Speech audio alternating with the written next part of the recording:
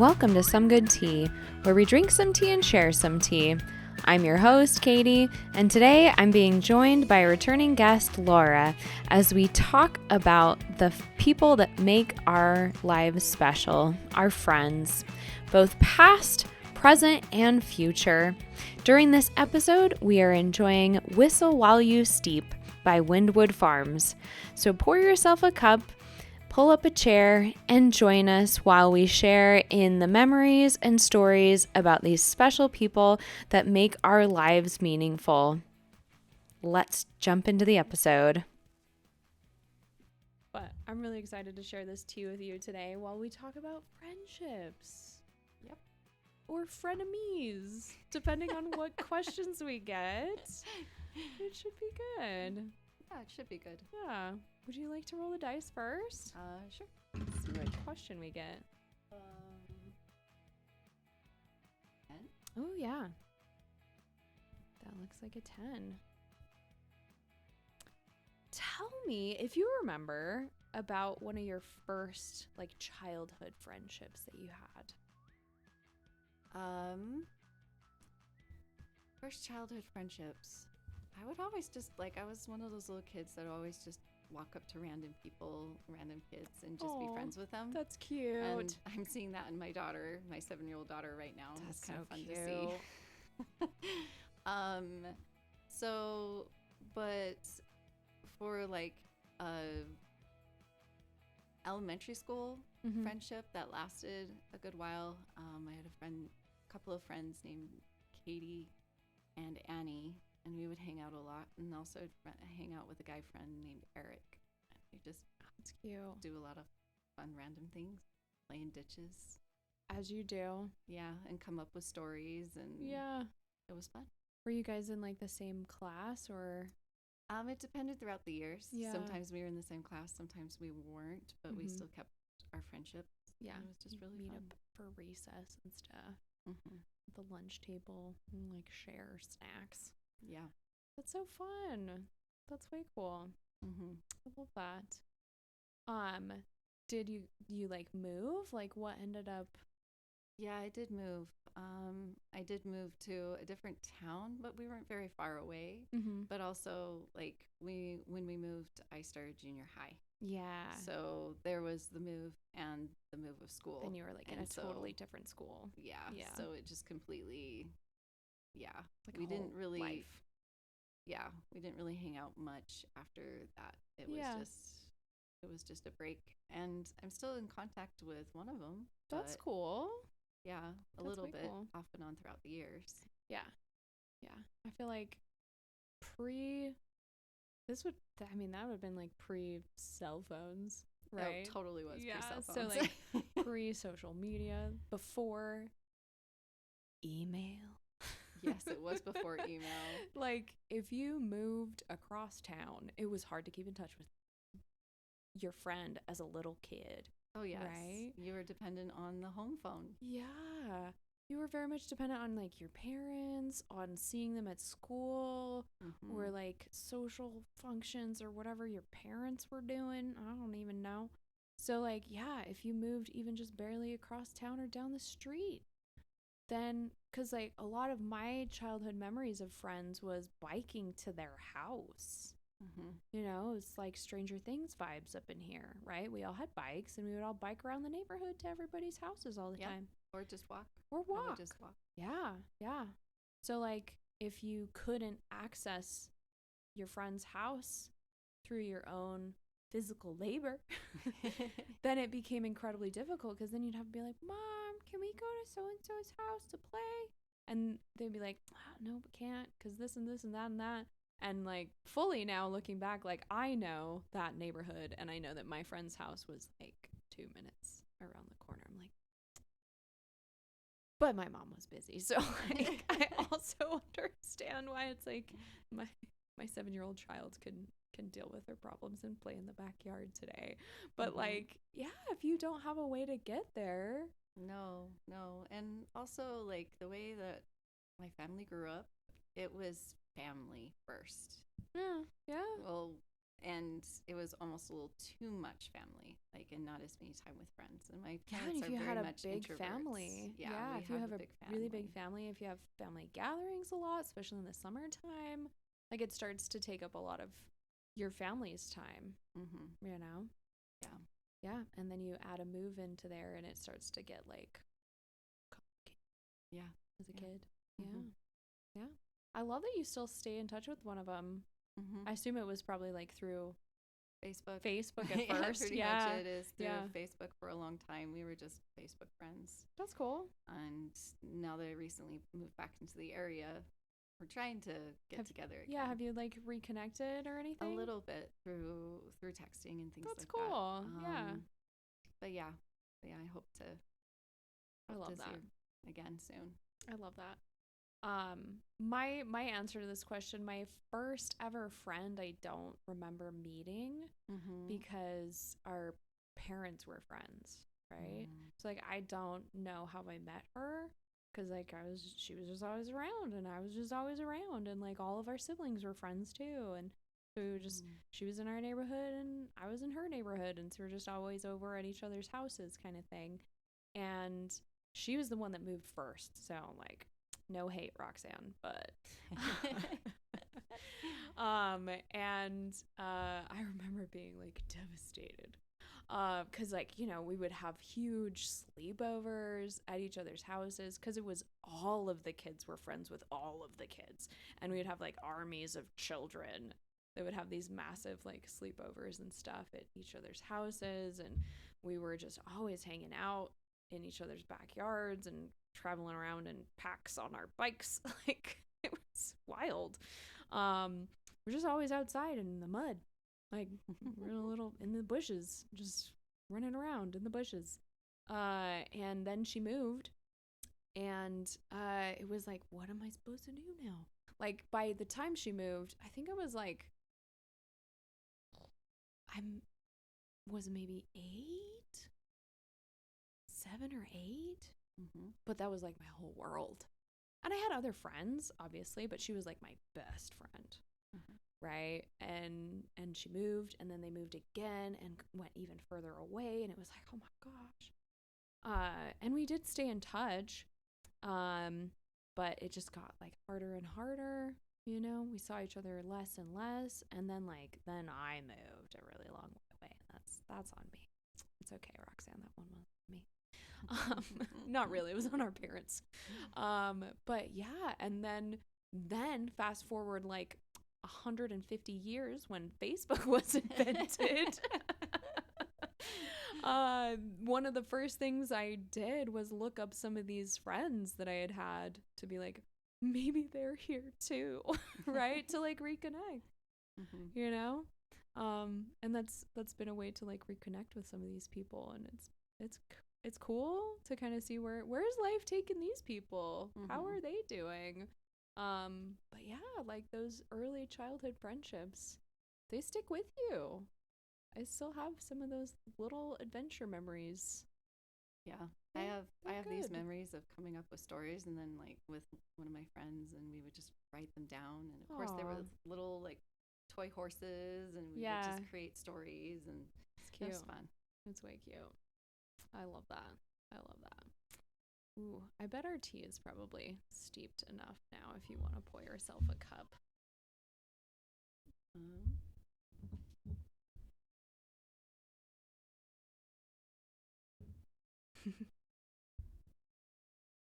All right, well, I will roll the dice and see what we will get next. Ooh, that's a 12. Okay. Why do you think friendships are important? Are they even important at all? And are they worth all of the trouble they cause us sometimes? I think they're totally worth it. Yeah. Especially when we were living in Cedar City, I just had a really good group of other mom friends. Aww. And like we would watch each other's kids. Like if there was something going on, like someone's car broke down, they could ask in the chat, and someone's like, yeah, I can totally help. And I think friendships and community is where it should be at, especially when it comes to parenting. Having help is just so nice. Yeah. No, it can make such a huge difference. Well, and I feel like in whatever stage of life you might be in, right? Because like we talked about, like we were so little and we were so young and we had these little groups of friends, but like that was so formative, right, to who you became and who I became, and like to those people and who they became, right? It can be so influential because like who are you spending most of your time with when you're a little kid besides your family when you're away from home? It's like your friends, your classmates, your teachers. So like they're going to have a big influence on that early development. And so like, yeah, that's incredibly important. And like, just like you said, like the support that good friends can offer to each other, like even if it's something simple, yeah, like watching a kid, helping with rides, little things like that. But even just being someone to listen to you rant after a long day, or just like a shoulder to cry on, or somebody to go get lunch with, right? Like we as humans need other humans. We do. And I think we can sometimes downplay the importance of the friendship relationship, right? There's a lot of emphasis in our culture with family and relationships of like marriage and connection that way. And that's, of course, like incredibly important. But like, you should probably be friends with the person that you're married with. Yeah. Like, I would hope you like each other. Right? Yeah.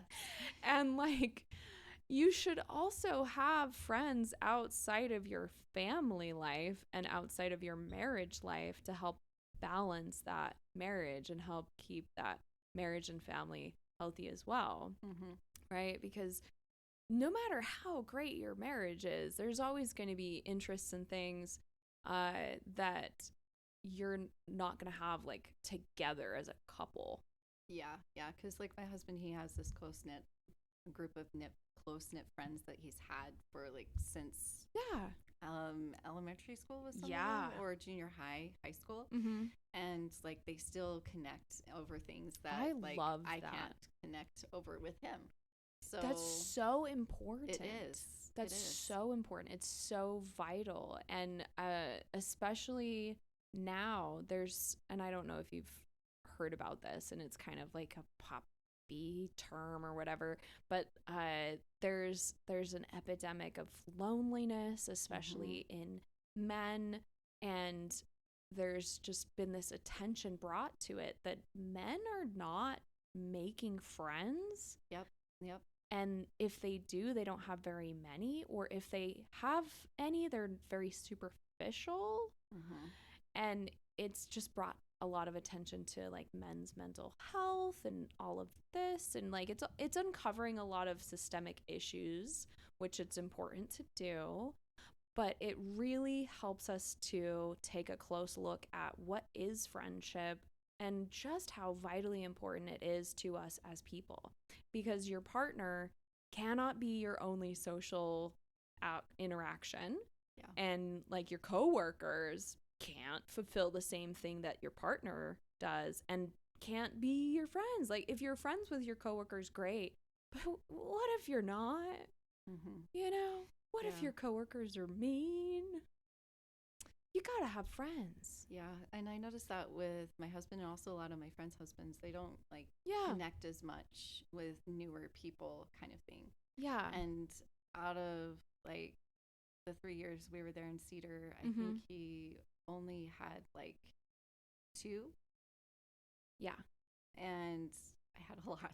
Yeah. Well, and so like it's wild. It's wild. Like a woman can be like, oh yeah, I'm introverted, and still have more close friendships than a guy. And a guy can be like, oh, I'm super extroverted, and then you could be like, okay, how many friends do you have? Who's your friend? And be like, here's the one.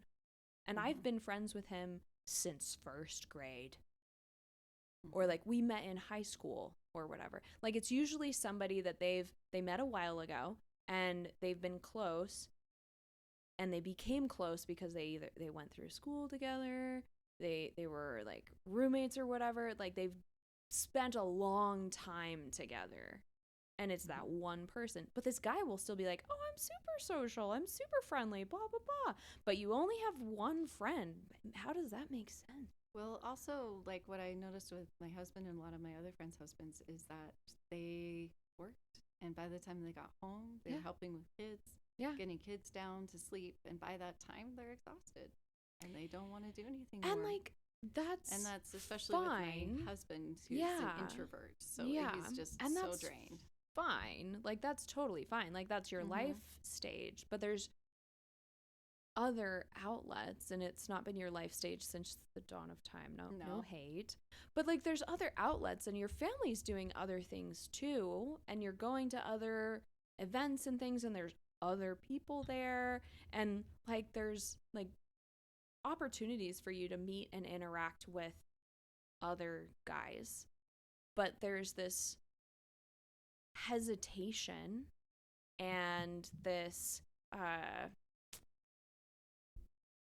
fear, and I don't know how, because and I'm a woman, so it's not my thing to say, but there is just this like wall that they have, even if you are in the perfect circumstances to meet another guy in your same setting, that he's a dad and has a young family, and maybe you guys could connect and build this good connection and help support each other.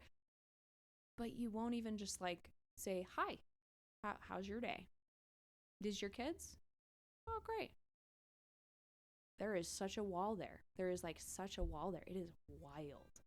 It is absolutely wild. Wow. Yeah, it was hard sometimes where I connect. Yeah, sometimes it was hard because I got really along with a friend, and he didn't get along as well with the husband. And like even with one specific one, when we were living in Cedar City, the husband was his coworker, and that's great. And his wife and me connected through that. Yeah, but they had a hard time connecting. Yeah, and they had a lot of the similar interests and things like that. But they just. There wasn't that, I guess, that friendship spark there. Yeah. Kind of well, thing. And it's not anything wrong with the coworker. It's not anything wrong with your husband. It is like a systemic issue with men. And like how their brains have been like trained, and how our society has like brought them up to act and interact with each other. And it's lonely. It's like, no wonder they're so lonely. Because it's like, I obviously, we're not going to solve it on this podcast. This is a tangent. But like, I want to help them so bad, but there's so many layers of this onion where it has become so ingrained to not connect, to just not connect. And to, like, in order to have those friendships, you have to go through war together.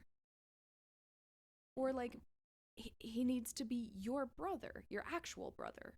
Like, that's who you consider to be your best friend. And that's great. I'm happy that you're best friends with your brother. But, like, there are so many other guys in this world that you could connect with and be friends with. And that's great. But, like, yeah. It's really, really hard for them to get past this wall. And there's so many aspects of that wall, and it's going to be different for every single one of them, what those aspects of that wall might be. But it's, I want to help, and I don't know how. And I have a lot of empathy for that, because I don't think anybody should be without friends. I agree. And we would say, hey, husbands, do something together. Like, we're you set them up on like friendship dates. Yeah, they hate that. Oh yes, they do. And things like that. So they know when it's happening. But like, look, guys, we wouldn't do it to you if you didn't desperately need it. Like, we don't know how else to help you. Like, we don't know how else to help you. Guy book clubs. No, legitimately, it's not like it's like they all like watching the game. Just all sit and watch the game together. You all like doing the sports thing. Just go do the sports thing. That you like fishing, great. Go do the fishing thing together. Like whatever it is, just go do the thing together and talk about it together. That is what friends do. You were good at it at some point. At some point, you were good at it. Like, go back to that 6-year-old kid brain when you liked Legos and dinosaurs and you were at the park and you were like, there's another kid who likes Legos and dinosaurs. I'm gonna go do Legos and dinosaurs with that kid. And you didn't have this wall. It's the same thing. It's the same thing. It's not weird. It's not, well, you can make it weird. You can definitely make it weird, but it doesn't have to be weird. It's still just Legos and dinosaurs, guys. We got this. Your wives will stop setting you up on friendship dates if you set yourselves up on them. And that you might just have fun. Oh, that would be scary. By the way, this tea is really good. Isn't it? Like a bit of a ginger kick to it, and I like it. But My it's husband not. would definitely like it a lot. He loves ginger. Oh, yeah. Maybe I'll have him try it. But it's not too strong for people who are like, oh, I can't handle too much of it. But it's enough that it's like, ooh, that's there. That's good. Yeah, it's a nice one. It is a really nice one. Yeah, it has a lot of breadth and depth to it, and it's so pretty. It's like this lovely amber. Yeah, it is. Color. Yeah. Would you like to roll the dice? Sure.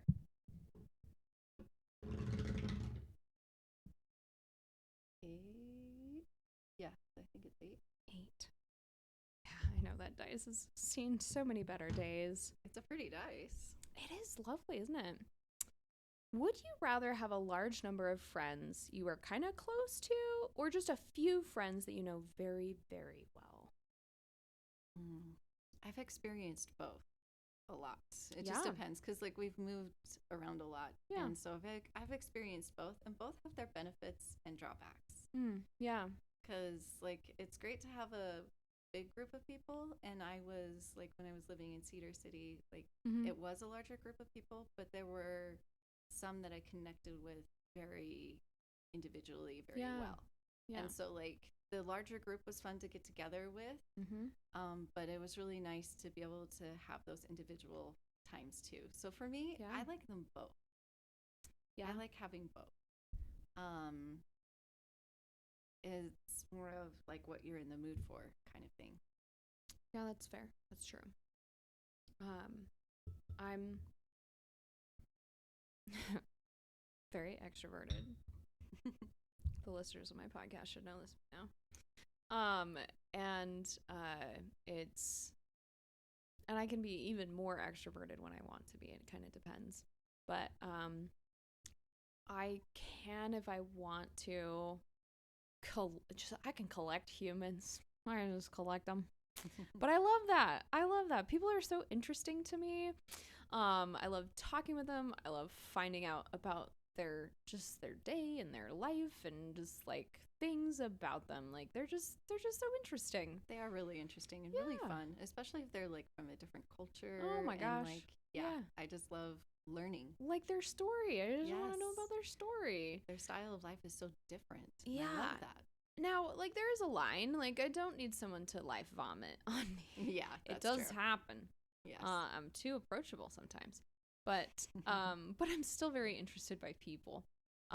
So I've been very lucky that like I've had stages in life where I have very few friends, and that's hard for me.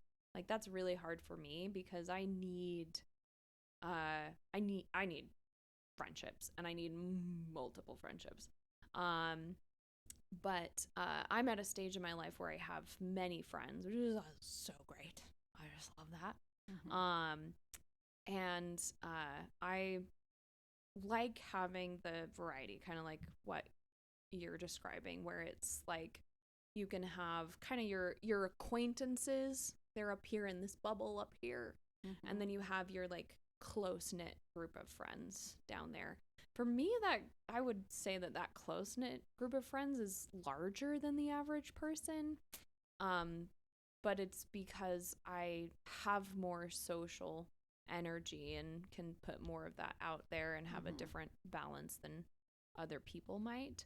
But if I had to pick between one versus the other, I need those closer relationships to truly be satisfied in my relationships. Same. And it's been harder with this move here. I feel like people in this area aren't as approachable. Like, as in Cedar City, like, everyone was super approachable. I felt that way. It kind of depends. Yeah. Like, I'm like, where are you going? What are you doing? I don't know. Even, like, parks, things like that. But, like, people are super approachable. Like, when I was living in Cedar City, that's how I got my friends, was through parks. Like, I was a park bum and would stalk people in parks. That's cute. And I've tried to do the same thing here, but it just hasn't really That makes sense to me, though. I guess if we're going to hate on the parks a little bit. The times I've been to the parks, I'm usually either on a run or I'm trying to hammock or something else like that. And usually the people that I have the most positive interactions with are people who are also not from this area. Yes. You know? Yeah. And, like, it's not to hate, but, like, yeah, people are just like, why are you in my space? I'm like, this is a public space, but okay. It's weird. It's a weird energy. But man, like, if you want a really great social interaction, just come with me to race day. Just gotta get that hip a little better. I know, really.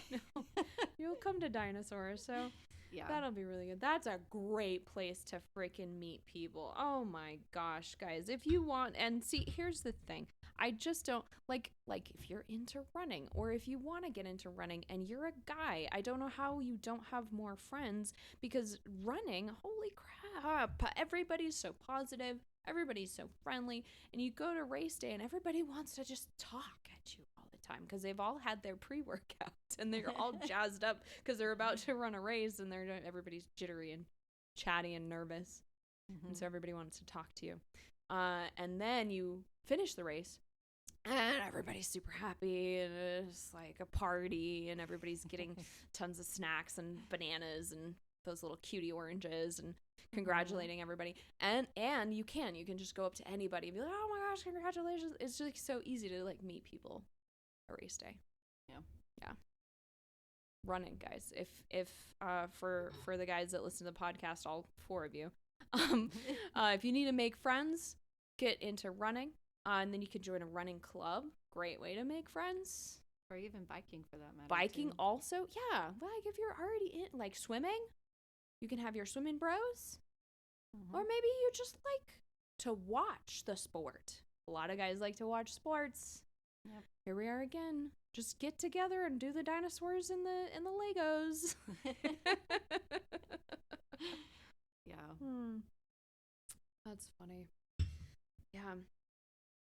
Well, I think we have time for just a couple more questions. Was it my turn to roll the dice or yours? Yes, it's your turn. Okay, I'm really bad at remembering. Actually, wait. Yeah, what? See? Yeah, it is my turn, actually. Yeah, see? I'm not that good at remembering either. It's okay. I think that's a 5. 5, yeah. Yeah.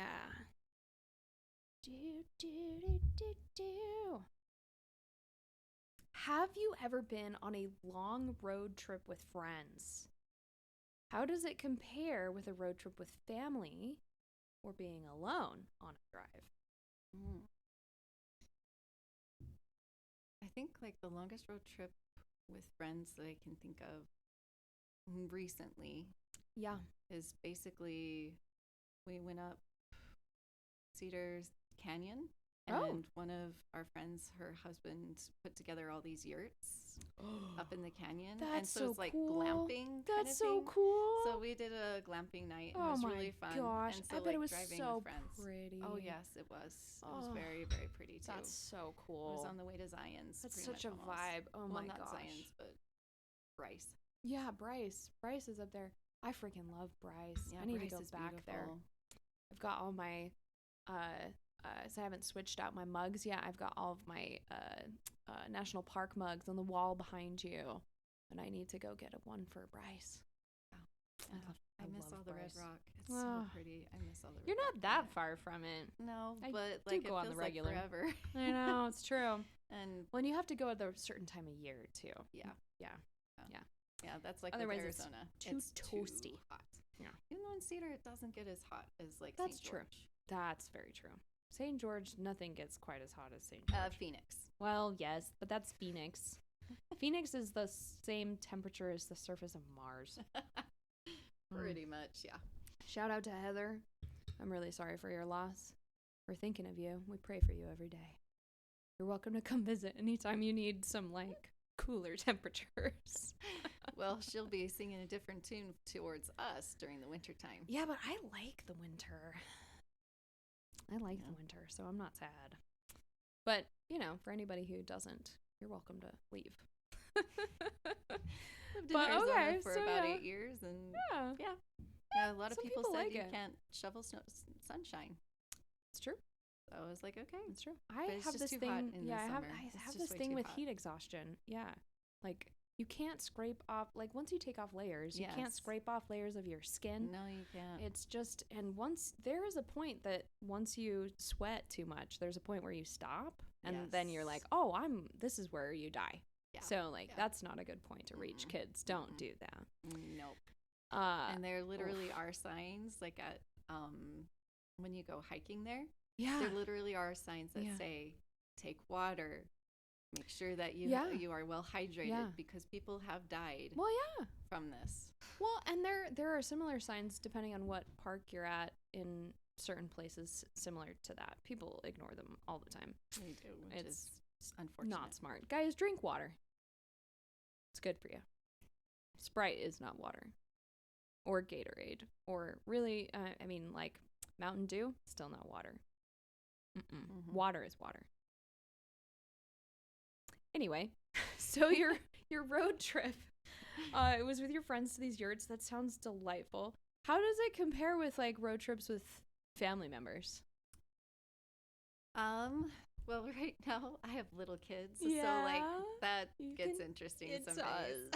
Yes. So less Cheerio throwing, I assume. They're out of the Cheerio throwing stage. Okay. But we went, like, we would live in Cedar City and we would come up to this area a lot, and so it's a 3-hour, 4-hour drive. Yeah. Which is that's a road trip. Long. That qualifies in my brain as a small but a road trip nonetheless. Yeah. And when we started out, Emma was like 4 and Samantha was 2. Oh my gosh. Yeah, or 1.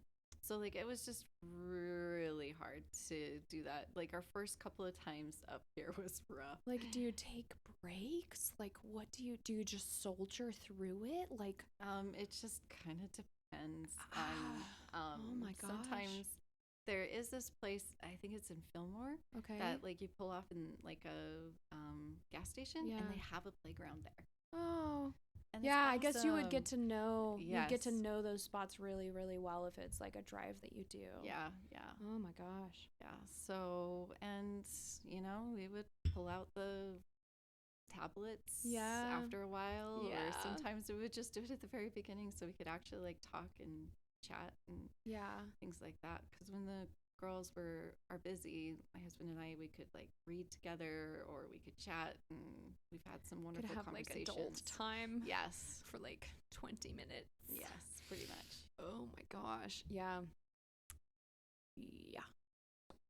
I have experience on the other end of things, and I have very fond memories of early road trips with my family. We were like a road trip family. We like saw this country. We would do the RV thing in the summertime. Yeah. We were one of those. We went around and saw like historic sites, and it must have been like multiple years in a row. And then and I have so many random stories of like flat tires and getting stranded and just the adventures that you have in the RV. They were great. It was great. I don't know what it was like on my parents' side. Probably super stressful. It was probably really stressful. My mom's amazing. She took it like a champ. Especially when we were really little. Like, we would do like road trip games. We would do there was like the license plate game. Yes. There was like I Spy. We freaking loved I Spy. I was good at that game. Mm-hmm. I'm trying to remember some of the other ones. There were some good ones that we got good at. ABCs. Yes. Looking at through signs and stuff. Yes. I started at an early age. I would tell spooky stories. Especially when it was late and my brothers were trying to fall asleep in the car, I would tell spooky stories. And I don't remember most of them. I do remember one of my brother's favorite stories was a story about like a witch that did all these like terrible things, and that the villagers ended up like killing her. It was really dark, you guys. Oh. I was a child. The villagers ended up defeating the witch, that was eating the children, as witches do. And the mountains became like her bones, and see, this one is the shape of her nose, and like I had lore in these stories. I know. I wish I could remember them, because I remember being like, this is good. Because like there would be certain places where we would drive and they'd be like, oh, that's the witch's bones. I'd be like, yes. Like I was a good story. Yeah, because like that reminds me of, we would go on road trips a lot as a family when I was younger. Mm-hmm. Because I have grandparents that lived in Santa Monica. Oh. So we would drive all the way from Utah to the LA area. Oh my gosh. And at least once There's a year. like nothing between Utah and there. That's like all desert. No. See, like we were, because our grandparents were like on the East Coast, and we went to like Rhode Island and stuff. So very the woods. That's probably why I told scary stories, because it was spooky. Yes. But like my brother, he, just to keep his two younger sisters happy. Yeah. He said, you got to watch the Joshua trees.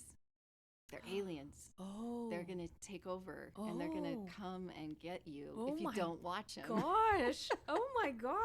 Good on him. I know. That's I know. creepy. I love that. And I even like passed it on to my girls, and it was fun. Watch the Joshua trees. See, like that's family trees. lore that I freaking love. Yes. But then like as you get older, road trips are a little bit less fun with your family members for different reasons. Love you. But I really like road tripping with my friends. Like the right friends. You have to have the right friends. You do have to have the right friends. It's just like picking your hiking crew. Mm-hmm. Right? You have to pick the right people to be on your hiking crew, because you're like, if we get stranded somewhere and we're gonna die, I want to have the right people with me. Right? Yes. Same thing with a road trip. It's the same thing. You're like, if we get stranded somewhere and we're gonna die, I want to have the right people. Mm-hmm. So you gotta have like the person who's like good with the tunes, the person who's good with the snacks, and you all have to get along. Because like, what if it's 3 hours? What if it's like days? What if you have one of these crazy trips? What if you're one of those groups? Right? But no, I've had some great road trips with friends. Mm-hmm. I love that. Jessica and Aaron, shout out to you guys. Been on the podcast. We go to Dinosaur. You're gonna run that race. You're gonna love it. Mm-hmm. We go there. It's not that far from here, but we road trip. And we'll go and we'll stay and we'll hike. We haven't died yet. Knock on wood. And it's great. We have a great time. And because of all the different like hikes and stuff, we're usually doing a lot of driving and then a lot of hiking and a lot of running and a lot of driving and a lot of hiking. And so you gotta have a good group. You do. Yeah. You do. Especially when you start getting tired. Yeah. And hot and grumpy. Yeah. Gotta have really good tunes. Mm-hmm. Or if your people don't like tunes, I don't know what you're doing. Mm-hmm. Like, what are you people doing if you're not listening to music on your road trips with your friends? Talking. Yeah. Oh man, I could throw Jessica under the bus right now. There was one time I'm sorry, Jessica. There was one time we were driving to Dinosaur. Jessica gets really tired, okay? And she gets really goofy when she's tired. And this was a fun drive to Dinosaur because it was late. It was after work. We left and the plan was to leave after work to get to the Airbnb so we'd have longer time the next day to hike. Mm-hmm. And so it was like, great, awesome. We left later than what we had planned. And I was driving. It was just fine.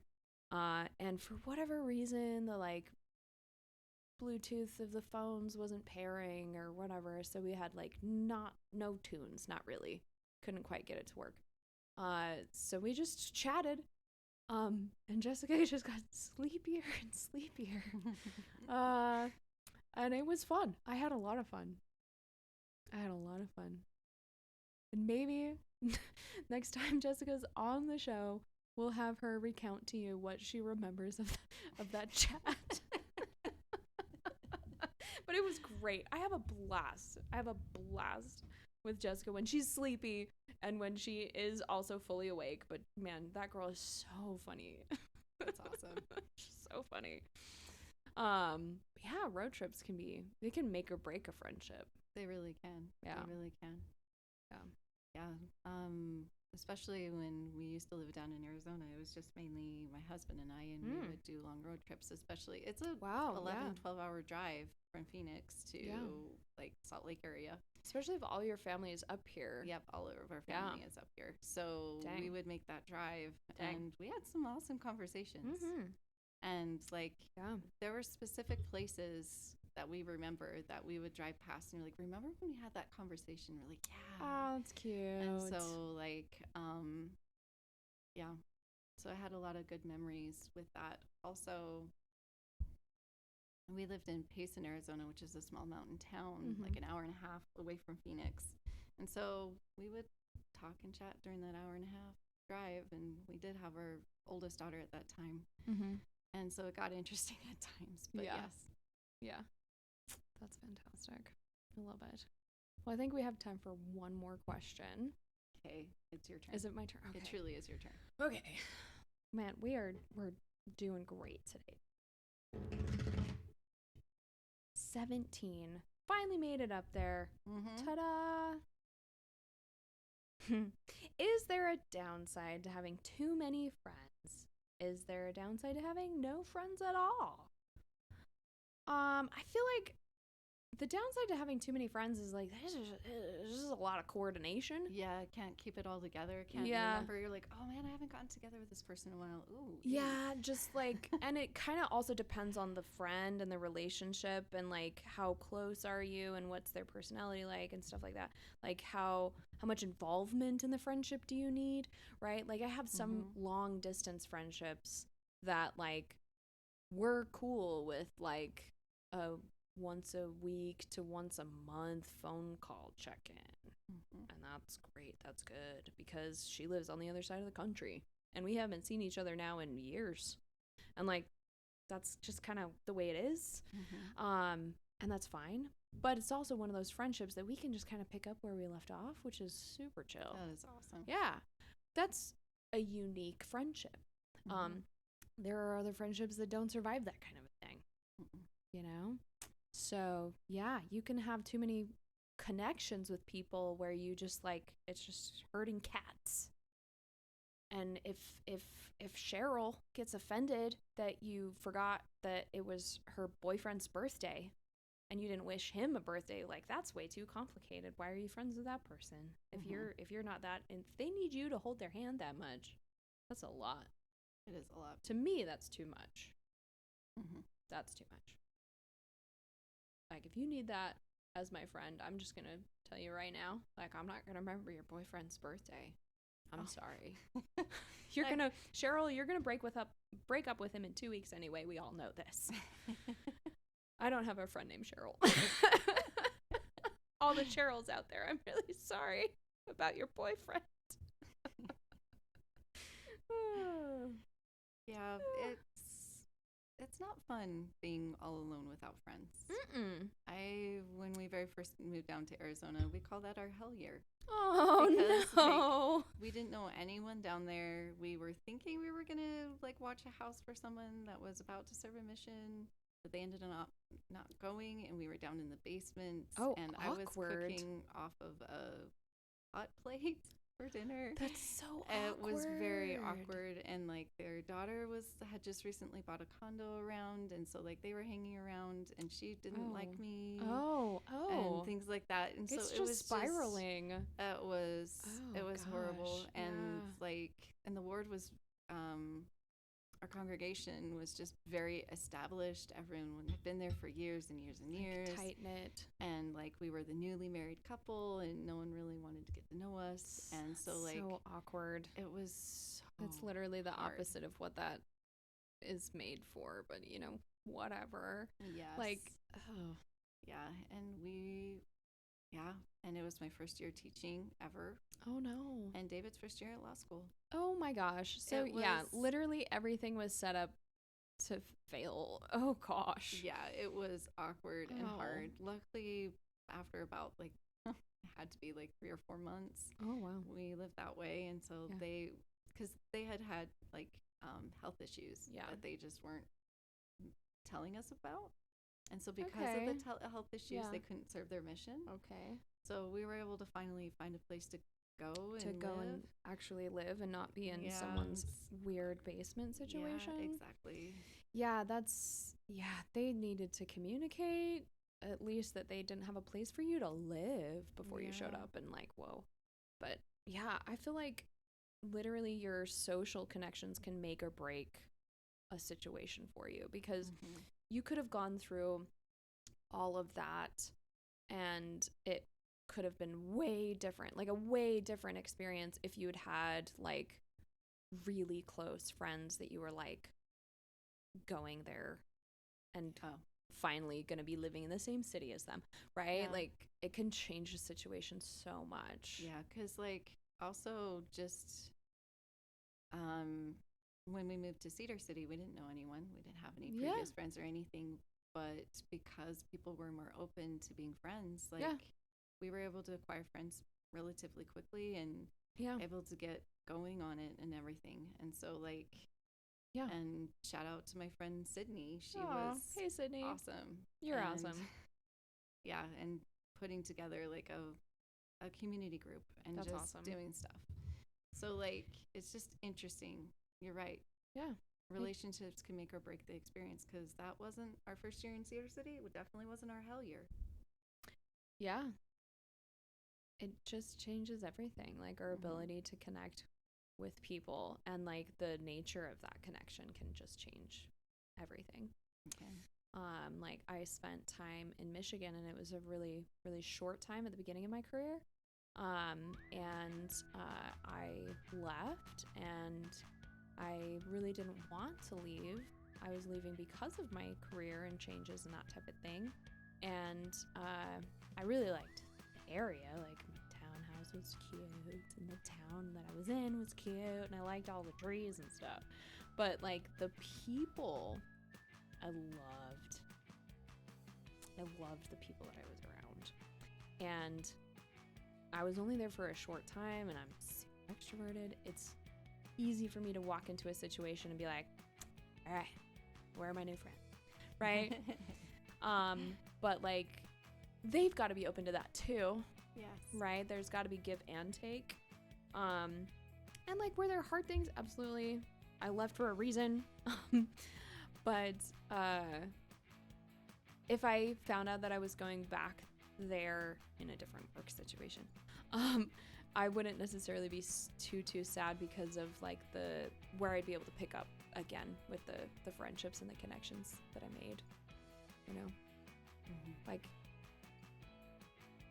being the right person for someone or meeting the right person for you can change stuff so much. It really can change stuff so much. So guys, like if this episode teaches you anything, be good friends. Be a good friend, find good friends, and be open to new friendships. Yeah, guys, we're looking at you. Go pick up your dinosaurs and your Legos and get out there on the park and find another guy with dinosaurs and Legos. And your wives will stop setting you up on dates with guys. This is unfortunately all the time we have to talk about this for tonight. But we will talk at you later. Thank you for listening to Some Good Tea. This podcast is possible because of wonderful listeners like you. We have grown because of you, so if you like what you hear, be sure to share, tell your friends and family, check out our website, somegoodtea.com, and follow us on Facebook and Instagram. We appreciate all of your support, and We will talk at you later.